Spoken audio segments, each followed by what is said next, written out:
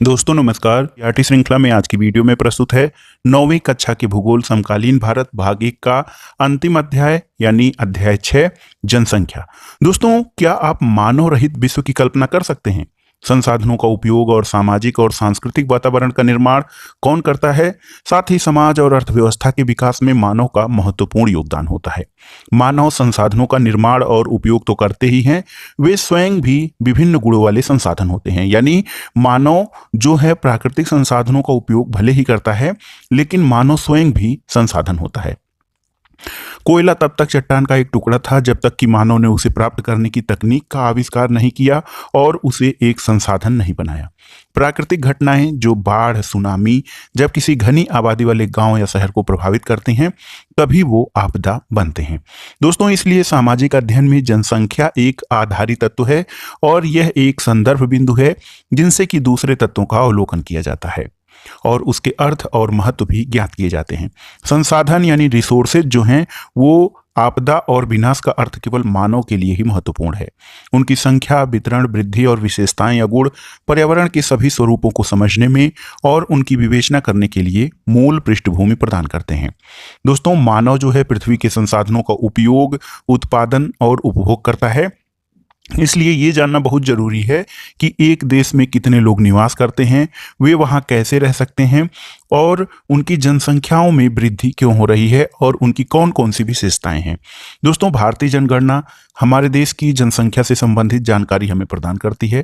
सबसे पहले हम जनसंख्या से संबंधित 3 प्रमुख प्रश्नों पर विचार करेंगे। पहला प्रश्न क्या है? पहला प्रश्न है जनसंख्या का आकार और वितरण। तो लोगों की संख्या कितनी है और वे कहाँ निवास करते हैं, यानी किन क्षेत्रों में निवास करते हैं। दूसरा प्रश्न यह है जनसंख्या वृद्धि और जनसंख्या परिवर्तन की प्रक्रिया। और तीसरा है जनसंख्या के गुण या विशेषताएं, यानी उनकी उम्र, लिंगानुपात, साक्षरता स्तर, व्यावसायिक संरचना और स्वास्थ्य की अवस्था क्या है। सबसे पहले जनसंख्या के आकार और वितरण के बारे में जानते हैं।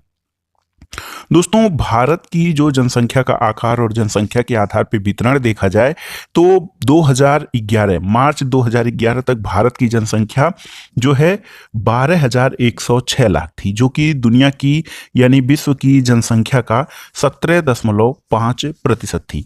देखिए, यहाँ पे भारत की जनसंख्या 121 करोड़ यानी 1 अरब 21 करोड़ जो है जनसंख्या, ये जनसंख्या कुल जनसंख्या का, दुनिया की कुल जनसंख्या का 17% थी। और 12.1 करोड़ लोग भारत के 32.8 लाख वर्ग किलोमीटर यानी दुनिया के कुल क्षेत्रफल के मात्र 2.4% के विशाल क्षेत्र में असमान रूप से वितरित हुए हैं। तो भारत की जनसंख्या बहुत अधिक है, लेकिन इसका जो भूभाग है वो दुनिया का मात्र 2.4% है। जनगणना किसे कहते हैं? सेंसस या जनगणना। तो दोस्तों, एक निश्चित समय अंतराल में जनसंख्या की आधिकारिक गणना जनगणना कहलाती है। भारत में सबसे पहले 1872 में जनगणना हुई थी, जबकि 1881 में पहली बार एक संपूर्ण जनगणना की जा सकी और उस समय से प्रत्येक 10 वर्ष पर जनगणना होती है। भारतीय जनगणना जनसांख्यिकी, सामाजिक और आर्थिक आंकड़ों का सबसे बृहद स्रोत है। और आपने क्या कभी जनगणना रिपोर्ट देखा है? दोस्तों, जनगणना रिपोर्ट देखकर आप जान सकते हैं कि किन बिंदुओं पर यह जनगणना आधारित होती है। यहां पर आइए देखते हैं जिसकी चर्चा हमने की है कि जो भारत की जनसंख्या है उसको ग्राफिकल निरूपण करें।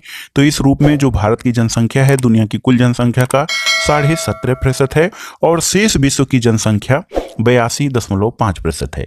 लेकिन क्षेत्रफल के आधार पर देखा जाए तो दुनिया का क्षेत्रफल देखिए 97.6% है और दुनिया का क्षेत्रफल के हिसाब से भारत का क्षेत्रफल दुनिया के क्षेत्रफल का मात्र 2.4% ही है। और इस छोटे से क्षेत्रफल पर, भूभाग पर दुनिया की 17.5% जनसंख्या निवास करती है। दोस्तों, 2011 की जनगणना के अनुसार देश की सबसे अधिक जनसंख्या वाला राज्य उत्तर प्रदेश है, जहां की कुल आबादी 1990 लाख है, यानी 19 करोड़ 90 लाख उत्तर प्रदेश की आबादी है। उत्तर प्रदेश में देश की कुल जनसंख्या का 16% हिस्सा निवास करता है। और दूसरी ओर देखा जाए हिमालय क्षेत्र के राज्य सिक्किम की आबादी केवल 6 लाख ही है और लक्षद्वीप में केवल 64,429 लोग यानी 64,429 लोग निवास करते हैं।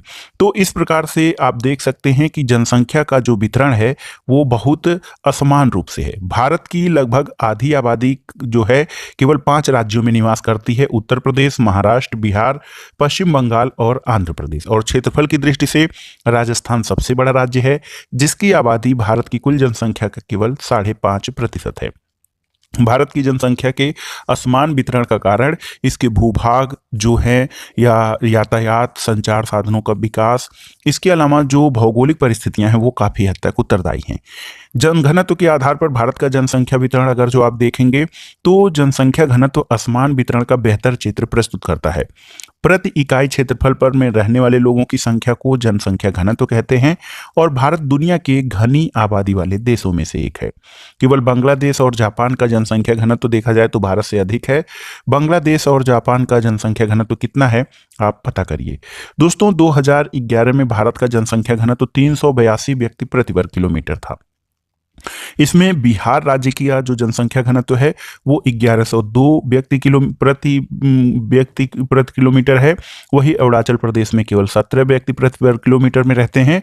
और यहाँ पर देखिए किस तरह से ये भारत की जनसंख्या के आधार पर जनसंख्या वितरण दिखाया गया है कि उत्तर प्रदेश में भारत की कुल जनसंख्या के 16% लोग, महाराष्ट्र में 9%, बिहार में 9%, पश्चिम बंगाल में 8%, उसी प्रकार आंध्र प्रदेश में 7%। तो जैसा कि आप देख सकते हैं मध्य प्रदेश में 6%, तमिलनाडु में 6%, राजस्थान में 6% और कर्नाटक में 5%, गुजरात में 3%, उड़ीसा, केरल, झारखंड, असम और झारखंड और असम में 3%। तो देखा जाए तो भारत की जनसंख्या राज्यों के हिसाब से जो है बहुत ही असमान रूप से वितरित है। यहां पर आइए देखते हैं भारत की जनगणना 2011 के आधार पर जनसंख्या घनत्व किस प्रकार से है। कलर के आधार पे आप देखेंगे तो जो ग्रीन कलर से जो राज्य दर्शाए गए हैं, यहाँ पे जो जनसंख्या घनत्व है ये 250 से कम है। देखिए उसके अलावा जो उत्तर प्रदेश है ये 751 से 1000 जनसंख्या घनत्व वाला है, जबकि जो रेड कलर है वहां पर 1001 से अधिक जनसंख्या, जैसे बिहार और बंगाल की जनसंख्या घनत्व सर्वाधिक है। और देखिए जो पीले कलर के हैं वहां 500 से 750, लेकिन हल्के पीले जो हैं वहां पर देखिए 251 से 500, जो कि बड़ा हिस्सा जो है मीडियम या मध्यम जनसंख्या घनत्व वाला है। और बिहार और बंगाल का जो है अधिक जनसंख्या घनत्व सर्वाधिक है। दोस्तों ये देखिए कि 250 व्यक्ति प्रति वर्ग किलोमीटर से कम जनसंख्या घनत्व वाले राज्य कई कम राज्य हैं, जहां पे जैसे पहाड़ी राज्य, पूर्वोत्तर के राज्य, यहाँ पे 250 व्यक्ति प्रति वर्ग किलोमीटर से अधिक है। पर्वतीय क्षेत्रों और प्रतिकूल जलवायु अवस्था वाले इन क्षेत्रों की जनसंख्या जो है विरल होती है। और असम और अधिकतर प्रायद्वीपीय राज्यों का जनसंख्या घनत्व मध्यम है। पहाड़ी इलाके, कटे छटे और पथरीले भूभाग, मध्यम से कम वर्षा, छिछली और कम उपजाऊ भूमि इन राज्यों के जनसंख्या घनत्व को प्रभावित करती है। इसके अलावा देखिए दोस्तों उत्तरी मैदानी भाग और दक्षिण में केरल का जो जनसंख्या घनत्व है वो बहुत अधिक है, क्योंकि यहाँ समतल मैदान और उपजाऊ मिट्टी पाई जाती है। साथ ही पर्याप्त मात्रा में यहाँ पर वर्षा होती है। इस कारण उत्तरी मैदान सबसे अधिक जनसंख्या घनत्व वाले राज्यों में आते हैं। जनसंख्या वृद्धि और जनसंख्या परिवर्तन की प्रक्रिया आइए समझते हैं। दोस्तों जनसंख्या एक परिवर्तनशील प्रक्रिया है और आबादी की संख्या, वितरण और संगठन में लगातार परिवर्तन होता है। यह परिवर्तन 3 प्रक्रियाओं में जन्म, मृत्यु और प्रवास के आपसी संयोजन के प्रभाव के कारण होता है। आइए देखते हैं जनसंख्या वृद्धि के बारे में। दोस्तों जनसंख्या वृद्धि का अर्थ होता है किसी विशेष समय अंतराल में, जैसे 10 वर्षों के भीतर किसी देश, राज्य के निवासियों की संख्या में परिवर्तन। और इस प्रकार के परिवर्तन को 2 प्रकार से व्यक्त किया जा सकता है। पहला सापेक्ष वृद्धि और दूसरा प्रतिवर्ष होने वाली प्रतिशत परिवर्तन। प्रत्येक वर्ष या एक दशक में जो बढ़ी हुई जनसंख्या है कुल जनसंख्या में वृद्धि का परिमाण है। पहले की जनसंख्या जैसे 2001 की जनसंख्या को बाद की जनसंख्या जैसे 2011 की जनसंख्या से घटाकर जनसंख्या के परिमाण या वृद्धि का परिमाण ज्ञात किया जा सकता है। दोस्तों इसको निरपेक्ष वृद्धि भी कहा जाता है। जनसंख्या की वृद्धि का दर दूसरा महत्वपूर्ण पहलू है। इसका अध्ययन प्रतिवर्ष प्रतिशत में किया जाता है। जैसे कि ये प्रतिवर्ष 2% की वृद्धि दर का अर्थ है कि दिए हुए किसी वर्ष की मूल जनसंख्या में प्रत्येक 100 व्यक्तियों पर 2 व्यक्तियों की वृद्धि हुई है। इसे वार्षिक वृद्धि दर भी कहा जाता है। उदाहरण के लिए भारत की आबादी 1951 में 3,610 लाख से बढ़कर 2011 में 12,100 लाख हो गई है। तो यहाँ पर देख सकते हैं आप किस प्रकार से भारत की जनसंख्या वृद्धि का परिमाण और दर इसमें दिखाया गया है। जैसे 1951 में कुल जनसंख्या 361 लाख थी, 361 10 लाख है तो कहा जाए तो यहाँ पर देखिए वार्षिक वृद्धि दर 1.25% थी। 1961 में वार्षिक वृद्धि 1.96%, 1971 में 2.20% और यहाँ पर देखिए 1981 जो है सर्वाधिक वार्षिक वृद्धि दर 2.22% प्राप्त हुई थी। यहाँ पे एक चित्र के माध्यम से दोस्तों भारत की जनसंख्या वृद्धि दर 1951 से 2001 के दौरान प्रति दशक वृद्धि दर दर्शाई गई है। तो किस प्रकार से प्रारंभ में जो है 1951 से 61 और 1961 से 71 के बीच जो है जनसंख्या वृद्धि दर बढ़ी है, उसके बाद वर्तमान में स्थिति इसमें घटने की प्रवृत्ति जारी है। और इसी प्रकार से भारत की कुल जनसंख्या 1901 से 2011 की जनसंख्या जब आप यहाँ देखेंगे तो देखिए यहाँ पर कुल मिलाकर देखिए दोस्तों किस तरह से जनसंख्या में जो है वृद्धि लगातार जारी हुई है 1901 से लेकर 2011 तक, और ये जनसंख्या वृद्धि प्रति दशक अधिक से अधिक होती जा रही है। दोस्तों देखिए अगर जो 1981 से वृद्धि दर की गणना करें या वृद्धि दर को हम अवलोकन करें तो इसमें क्या है कि जन्म दर में तेजी से कमी आई है। फिर भी केवल 1990 में केवल कुल जनसंख्या 1820 लाख की वृद्धि हुई थी और इतनी बड़ी वार्षिक वृद्धि इससे पहले कभी नहीं हुई है। दोस्तों भारत की आबादी बहुत अधिक है। जब विशाल जनसंख्या में कम वार्षिक दर लगाया जाता है तब इसमें सापेक्ष वृद्धि दर बहुत अधिक होती है। जब 10 करोड़ जनसंख्या में न्यूनतम दर से भी वृद्धि होती है तब भी इसमें बढ़ने वाले या जुड़ने वाले लोगों की संख्या बहुत अधिक होती है। और भारत की वर्तमान जनसंख्या में वार्षिक वृद्धि जो है संसाधनों और पर्यावरण के संरक्षण को निष्क्रिय करने के लिए पर्याप्त है। यानी वर्तमान जनसंख्या भारत की इतनी अधिक है और वार्षिक वृद्धि इसमें इतनी अधिक है कि ये संसाधन इससे सीमित हो जा रहे हैं, क्योंकि प्रति व्यक्ति संसाधनों की उपलब्धता भी कम हो रही है और इससे पर्यावरण संरक्षण की दिशा में भी कोई प्रयास नहीं किया जा रहा है। दोस्तों वृद्धि दर में कमी जन्म नियंत्रण के लिए किए जा रहे प्रयासों की सफलता को प्रदर्शित करता है और इसके बावजूद जनसंख्या की वृद्धि जारी है और 2045 तक भारत चीन को पीछे छोड़ते हुए दुनिया की सबसे अधिक आबादी वाला देश बन सकता है अगर जो इसी तरह से जनसंख्या वृद्धि दर जारी रही तो। दोस्तों जनसंख्या वृद्धि या परिवर्तन की प्रक्रिया क्या है, आइए इसको समझते हैं। जनसंख्या में होने वाले परिवर्तन की 3 प्रक्रियाएं हैं। एक है जन्म दर, दूसरा है मृत्यु दर और तीसरा है प्रवास। जन्म दर और मृत्यु दर के बीच का अंतर जनसंख्या की प्राकृतिक वृद्धि कहा जाता है। एक वर्ष में प्रति 10,000 व्यक्तियों में जितने जीवित बच्चों का जन्म होता है उसे जन्म दर कहा जाता है और यह वृद्धि का एक प्रमुख घटक है, क्योंकि भारत में हमेशा से जन्म दर जो है मृत्यु दर से अधिक रहा है और जब जन्म दर मृत्यु दर से अधिक होता है तो जनसंख्या वृद्धि होती रहती है। दोस्तों एक वर्ष में प्रति 1000 व्यक्तियों में मरने वालों की संख्या को मृत्यु दर कहा जाता है और मृत्यु दर में तेज गिरावट जो है भारत की जनसंख्या में वृद्धि का एक प्रमुख कारण है। 1980 तक उच्च जन्म दर और मृत्यु दर में लगातार गिरावट के कारण जन्म दर और मृत्यु दर में काफी बड़ा अंतर आया है और इस कारण जनसंख्या वृद्धि दर अधिक हो गई है। 1981 से धीरे धीरे जन्म दर में गिरावट आनी शुरू हुई और जिसके परिणामस्वरूप जनसंख्या वृद्धि दर में भी गिरावट आई। जनसंख्या वृद्धि का तीसरा घटक है दोस्तों प्रवास। प्रवास लोगों का एक क्षेत्र से दूसरे क्षेत्र में चला जाना प्रवास कहलाता है। प्रवास जो है आंतरिक क्षेत्र यानी देश के भीतर या अंतर्राष्ट्रीय यानी देशों के बीच हो सकता है। तो प्रवास 2 प्रकार का होता है। एक तो देश के भीतर एक जगह से दूसरे जगह पर जाना यानी गांव से शहरों की ओर या शहर से गांव की ओर, या फिर एक देश से दूसरे देश के बीच को भी प्रवास कहा जाता है। दोस्तों आंतरिक प्रवास से जनसंख्या में कोई परिवर्तन नहीं होता है, लेकिन ये एक देश के भीतर जनसंख्या के वितरण को प्रभावित करता है। इसको ऐसे समझिए कि गांव में जो हमारी जनसंख्या अगर 10 लोग रहते हैं और वहां से 5 लोग क्या हुआ शहर चले गए, तो जनसंख्या का जो वितरण है गांव में जनसंख्या कम होने लगेगी और शहरों में जो जनसंख्या का बाहुल्य है आधिक्य होने लगेगा। और भारत में अधिकतर प्रवास ग्रामीण से शहरी क्षेत्रों में होता है, क्योंकि ग्रामीण क्षेत्रों में अपकर्षण या पुश कारक प्रभावी होते हैं ऐसा इसलिए है कि ग्रामीण क्षेत्रों में गरीबी और बेरोजगारी की प्रतिकूल दशाएं पाई जाती हैं और नगर का अपकर्षण अभिकर्षण यानी पुल प्रभाव रोजगार में वृद्धि और अच्छे जीवन को दर्शाता है। दोस्तों, प्रवास जो है जनसंख्या परिवर्तन का महत्वपूर्ण घटक है। ये केवल जनसंख्या के आकार को ही प्रभावित नहीं करता है बल्कि उम्र और लिंग के दृष्टिकोण से नगरीय और ग्रामीण जनसंख्या की संरचना को भी परिवर्तित करता है। भारत में ग्रामीण नगरीय प्रवास के कारण शहरों और नगरों की जनसंख्या में लगातार वृद्धि होती है। 1951 में कुल जनसंख्या 17.5% नगर में रहती थी और 2011 में यह बढ़कर 31.38% हो गई है और एक दशक यानी 2001 से 2011 के भीतर 10 लाख से अधिक जनसंख्या वाले नगरों की संख्या 35 से बढ़कर 53 हो गई है। इससे आप अंदाज लगा सकते हैं कि कितनी तेजी से लोग गांव से शहर की ओर आ रहे हैं। आयु संरचना दोस्तों एक महत्वपूर्ण फैक्टर होता है किसी देश में जनसंख्या की आयु संरचना वहां विभिन्न आयु समूह के लोगों की संख्या को बताता है। यह जनसंख्या की मूल विशेषताओं में से एक है और एक व्यक्ति की आयु उसकी इच्छा, खरीदारी और काम करने की क्षमता को पर्याप्त रूप से प्रभावित करती है। बच्चे, वयस्क और वृद्धों की संख्या और प्रतिशत किसी भी क्षेत्र की आबादी के सामाजिक और आर्थिक ढांचे की निर्धारक होती है। दोस्तों, किसी राष्ट्र की आबादी को सामान्यतः 3 वर्गों में बांटा जाता है।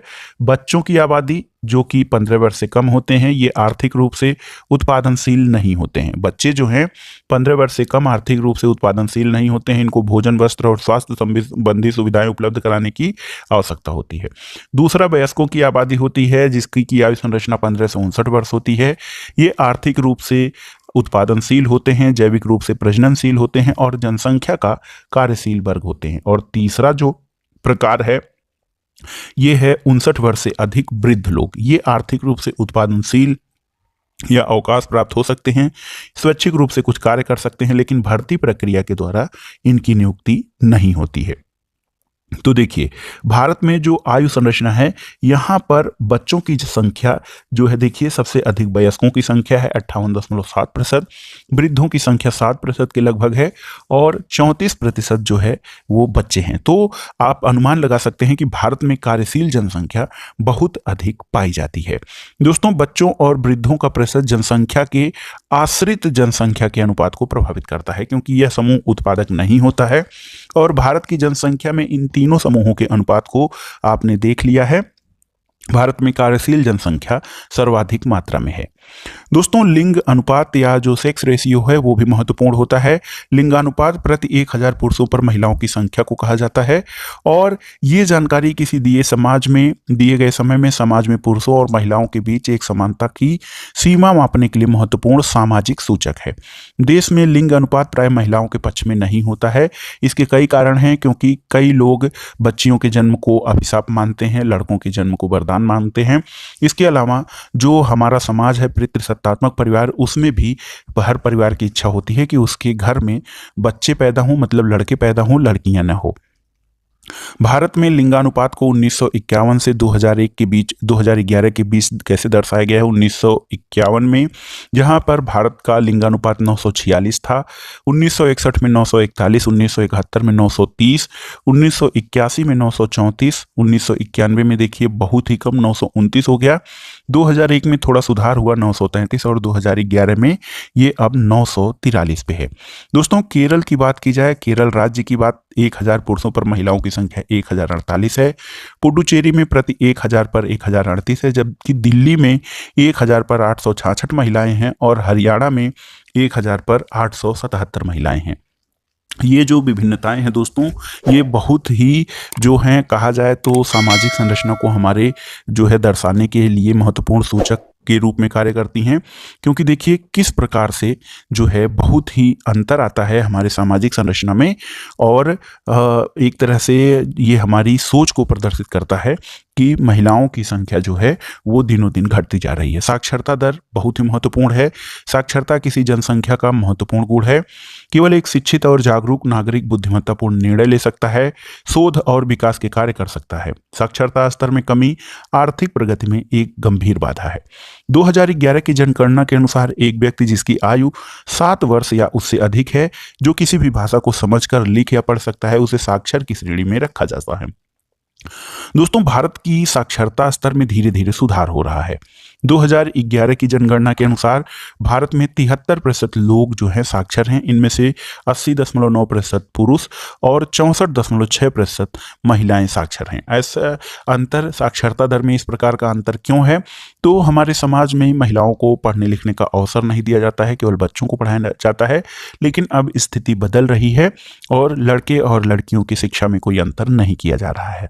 देखिए, व्यावसायिक संरचना के बारे में देखते हैं दोस्तों। आर्थिक रूप से क्रियाशील जनसंख्या का प्रतिशत विकास का महत्वपूर्ण सूचक होता है और किसी भी देश में विभिन्न व्यवसायों को करने वाले भिन्न भिन्न लोग होते हैं। व्यवसायों को सामान्यतः प्राथमिक, द्वितीयक और तृतीयक श्रेणियों में विभाजित किया जाता है। प्राथमिक में कृषि, पशुपालन, वृक्षारोपण और जो है मछली पालन तथा खनन प्रक्रियाएं शामिल होती हैं। प्राथमिक जो श्रेणी का प्राथमिक क्षेत्र है। द्वितीय क्षेत्र के अंतर्गत जो है उद्योग, भवन और निर्माण कार्य आते हैं और तृतीय क्षेत्र में परिवहन, संचार, वाणिज्य, प्रशासन और सेवाएं शामिल होती हैं। दोस्तों, विकसित और विकासशील देशों में विभिन्न क्रियाकलापों से कार्य करने वाले लोगों का अनुपात अलग अलग होता है। विकसित देशों में जो द्वितीयक और तृतीयक क्षेत्र है ये काफी विकसित होता है, यानी उद्योग और सेवा क्षेत्र जो है विकसित होता है।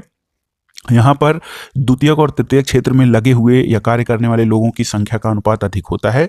विकासशील देशों में प्राथमिक क्रियाकलाप जैसे कृषि, पशुपालन, मछली पालन आदि क्रियाओं में अधिक लोग लगे होते हैं। भारत के बारे में देखा जाए तो कुल जनसंख्या का लगभग 64% भाग केवल कृषि कार्य करता है। द्वितीयक और तृतीयक क्षेत्र में कार्य करने वाले लोगों का अनुपात कम है, लेकिन धीरे धीरे औद्योगिकरण और शहरीकरण में वृद्धि होने के कारण द्वितीयक और तृतीयक क्षेत्रों में भी परिवर्तन हो रहा है। अगला है स्वास्थ्य क्षेत्र। दोस्तों, स्वास्थ्य जनसंख्या की संरचना का एक महत्वपूर्ण घटक है। ये विकास की प्रक्रिया को प्रभावित करता है। किसी देश में जहां पर स्वास्थ्य सुविधाएं अच्छी हैं, लोग स्वस्थ हैं, उनका जीवन स्तर भी अच्छा होता है। इसके अलावा उनके औद्योगिक विकास और सामाजिक संरचना भी सुदृढ़ होती है। देखिए, जन स्वास्थ्य, संक्रामक बीमारियों से बचाव और रोगों के इलाज में आधुनिक तकनीकों के परिणाम स्वरूप जो है स्वास्थ्य की स्थिति बदली है। भारत के लिए स्वास्थ्य का स्तर फिर भी चिंता का विषय है। प्रति व्यक्ति कैलोरी की खपत से अनुशंसित स्तर से यहाँ पर कम है और हमारी जनसंख्या का एक बड़ा भाग कुपोषण से प्रभावित होता है। शुद्ध पीने का पानी और मूल स्वास्थ्य रक्षा सुविधाएं ग्रामीण जनसंख्या के केवल 1/3 लोगों को उपलब्ध हैं और इन समस्याओं को एक उचित जनसंख्या नीति के द्वारा हल करने की आवश्यकता है। किशोर जनसंख्या बहुत ही महत्वपूर्ण है। दोस्तों, भारत की जनसंख्या का सबसे महत्वपूर्ण लक्षण इसकी किशोर जनसंख्या का आकार है। भारत की कुल जनसंख्या का किशोर जनसंख्या 5वां भाग है। किशोर जो है 10 से 19 वर्ष की आयु वर्ग के लोग होते हैं और ये भविष्य के सबसे महत्वपूर्ण मानव संसाधन होते हैं। किशोरों के लिए जो है वृद्धि और विकास के लिए पोषक तत्व की आवश्यकता बच्चों और वयस्कों से अधिक होती है। कुपोषण से इनका स्वास्थ्य खराब हो सकता है, विकास अवरोधित हो सकता है। लेकिन भारत में किशोरों को प्राप्त भोजन में पोषक तत्व अपर्याप्त होते हैं। बहुत सी किशोर बालिकाएं रक्तहीनता यानी एनीमिया से पीड़ित होती हैं और विकास की प्रक्रिया में उनकी समस्याओं पर पर्याप्त ध्यान नहीं दिया जाता है। किशोर बालिकाओं को अपनी समस्याओं के प्रति संवेदनशील बनाना चाहिए। शिक्षा के प्रसार और इसमें सुधार के द्वारा इन समस्याओं के प्रति जागरूकता बढ़ाई जा सकती है। आइए जानते हैं राष्ट्रीय जनसंख्या नीति के बारे में। दोस्तों, परिवारों के आकार को सीमित रखकर एक व्यक्ति के स्वास्थ्य और कल्याण को सुधारा जा सकता है। उसको जो सुविधाएं हैं वो दी जा सकती हैं और इसीलिए भारत सरकार ने 1952 में एक व्यापक परिवार नियोजन कार्यक्रम चलाया था। परिवार कल्याण कार्यक्रम जिम्मेदार और सुनियोजित पितृत्व को बढ़ावा देने के लिए कार्यरत है और राष्ट्रीय जनसंख्या नीति 2000 कई वर्षों से नियोजित प्रयासों का परिणाम है। दोस्तों, राष्ट्रीय जनसंख्या नीति 2014 वर्ष से कम आयु के बच्चों को निःशुल्क शिक्षा प्रदान करने, शिशु मृत्यु दर को प्रति 1000 में 30 से कम करने, व्यापक स्तर पर टीकारोधी बीमारियों से बच्चों को बचाने, छुटकारा दिलाने, लड़कियों की शादी की उम्र को बढ़ाने के लिए प्रोत्साहित करने और परिवार नियोजन को एक जन केंद्रित कार्यक्रम बनाने के लिए नीतिगत ढांचा प्रदान करती है। इसके अलावा राष्ट्रीय जनसंख्या नीति 2000 जो है किशोरों के बारे में भी, किशोर और किशोरियों के बारे में महत्वपूर्ण व्यवस्था देती है। पोषण की आवश्यकताओं के अतिरिक्त इसमें अवांछित गर्भधारण और यौन संबंधों से प्रसारित बीमारियों से किशोर और किशोरियों की रक्षा के महत्वपूर्ण आवश्यकताओं पर जोर दिया गया है। इसके द्वारा ऐसे कार्यक्रम चलाए गए हैं जिनका उद्देश्य देर से विवाह और देर से संतानोत्पत्ति को प्रोत्साहित करना है, किशोर किशोरियों को असुरक्षित यौन संबंध के कुप्रभावों के बारे में शिक्षित करना है और गर्भ निरोधक सेवाओं को पहुंच और खरीद के भीतर बनाना है। साथ ही खाद्य संपूरक यानी फूड सप्लीमेंट और पोषण सेवाएं उपलब्ध कराना और बाल विवाह को रोकने के कानूनों को सुदृढ़ करना है। और किसी भी राष्ट्र के लिए आप जानते हैं कि वहां के लोग बहुमूल्य संसाधन होते हैं। एक शिक्षित और स्वस्थ जनसंख्या ही कार्यक्षम शक्ति प्रदान करती है। यानी जब जनसंख्या शिक्षित होगी, वो अपने अधिकारों के प्रति जागरूक होगी, स्वस्थ होगी, तो वो उत्पादन कार्यों को अधिक अच्छे से पूरा कर सकती है। तो दोस्तों, ये था आज का वीडियो 9वीं कक्षा के भूगोल का अंतिम अध्याय, अध्याय 6, जो था जनसंख्या। यहाँ पर आइए देखते हैं कुछ महत्वपूर्ण शब्दावली को, जो कि आपको जानना बहुत जरूरी है। देखिए, शब्दावली जो है बहुत आसानी से आप समझ सकते हैं। देखिए, क्या है अवदाब, क्या है? तो ऋतु विज्ञान या जलवायु विज्ञान में इसका अभिप्राय अपेक्षाकृत निम्न वायुदाब वाले क्षेत्रों से होता है। अवसादी शैलें अवसादों से बनी हुई शैलें होती हैं। आश्रित अनुपात क्या होता है? 15 वर्ष से कम और 60 वर्ष से अधिक जनसंख्या को आश्रित अनुपात कहा जाता है। उप महाद्वीप किसे कहते हैं? दोस्तों, एक बहुत बड़ा भूखंड जो महाद्वीप के शेष भाग से एक पृथक भौगोलिक इकाई के रूप में स्पष्टतया अलग होता है। तो ये सब दोस्तों जो महत्वपूर्ण जो है शब्दावली है, ये भी बहुत महत्वपूर्ण है। आप इसको तैयार कर लीजिएगा। और वीडियो आपको कैसा लगा हमें कमेंट बॉक्स में जरूर बताइएगा। वीडियो देखने के लिए धन्यवाद दोस्तों। नमस्कार।